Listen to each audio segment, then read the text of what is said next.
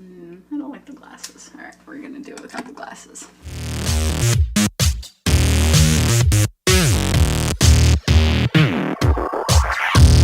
Hello, this is Shauna for the Iron Shauna Project. We're cooking well using only ingredients on hand. And I think I mentioned before that I had a ton of apples, and actually this isn't the same batch of apples, but it seems to be a common thing. And in the past I have made applesauce, you know, peeling, dicing, putting it on the stove, cooking it down. And recently, in a search that I did on the internets, I found a way easier way to do this. You can actually just cut them in half and bake them. And the great thing is that if you're making your applesauce in your own home with your own ingredients, you get to control everything that goes in it. I was maybe using some of my frozen ginger that I like to use up, you know, get way too much of it and use it here and there. So I have some in the freezer. I'm going to dice some up, and well, let me not get ahead of myself. Let's cut these in half and put them on a baking sheet, shall we? Look at that sea of apples. Woohoo!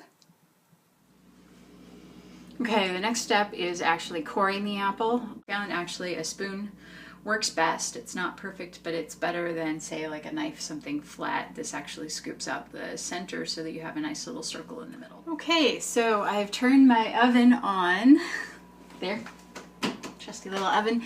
Turned it on to 375. It's preheating right now, and I've cored all 12 of my apples, and now I'm going to dice up my ginger. Okay, so I've already diced my ginger, but just to give you a little perspective, this is about the size that I diced up, and it gave me about 2 tablespoons worth of ginger, diced ginger. So I figure it'll be a good way to flavor the applesauce and not pay a ton of extra money for that extra flavoring. And you know, ginger is pretty strong, so depending on your taste buds, you may want more or less than what I just showed you. So the next step is, you know, you got your baking sheet. I'm going to grease it. I happen to have vegetable oil, but you could use whatever your favorite, you know, if you have like a non-stick spray, if you have butter, whatever you like using, as long as you're okay with the flavor that's going to mix in with the apples while it's baking.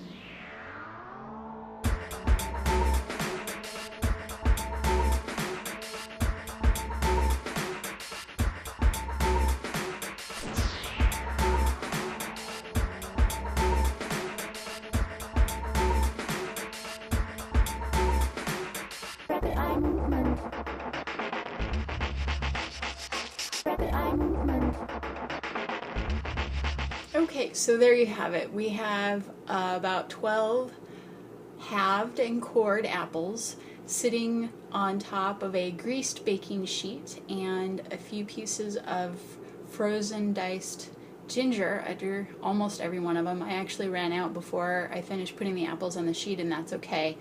I didn't add more ginger because everything's going to get mixed up later on. So now when the oven has reached 375, we'll go ahead and put them in for baking. The other thing I did in the meantime is cover all the apples with foil so that the heat will be trapped inside. Now we're going to put these in the oven for about 30 minutes. So it's called an apple a day. Jake came rushing in to see his dad. "Dad," he puffed, "is it true that an apple a day keeps the doctor away?" "That's what they say," said his dad. "Well, give me an apple quick. I've just broken the doctor's window."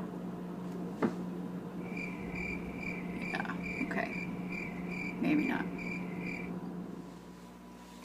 Okay, well, our 30 minutes are up, so let's see what they look like.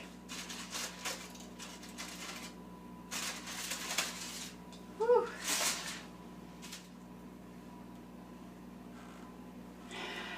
I feel like a real foodie when I do that. But they do really smell good. Okay, so I tested a few of the apples with my little fork, and a couple of them were done, but a lot of them were still actually a little hard. Not hard, but like that sort of in between, super soggy, soft, and just kind of soft.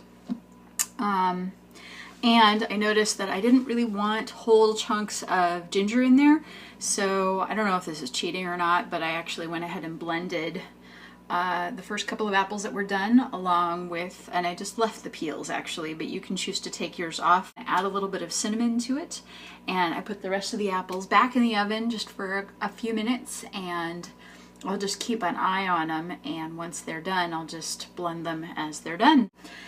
Even though apples are natural, they do have a fair amount of sugar in them, and I like to be a little careful about how much sugar I have in my system. If you want to be careful about taking the top of your blender off, the heat inside will cause everything to explode, and if it's hot enough, it will explode everywhere. You don't want that.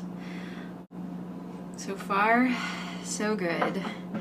I ended up putting the apples back in the oven without the foil over the top, and I did notice that the juice tends to run over the side because my pan doesn't have a lip. So now I have some burnt apple bits on the bottom of my oven. Oops. So just keep that in mind. The foil over the top traps the moisture in, and that helps soften the apples that much faster.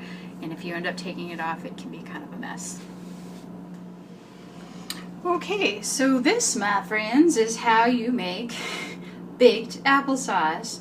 And we've added ginger, and I went ahead and added a little cinnamon. You can play around with whatever you want. Keep it in your fridge for a few days, and also you can freeze in individual portions. So you've got lots of options for preserving those apples if they are not staying so fresh. And I've been reading a little bit. This is just the tip of the iceberg in terms of how apples are good for you, but they actually curb your appetite. So, you know, have an apple a day. Maybe the saying should be an apple a day keeps the appetite away. I don't know. Try it. See what happens. See you later.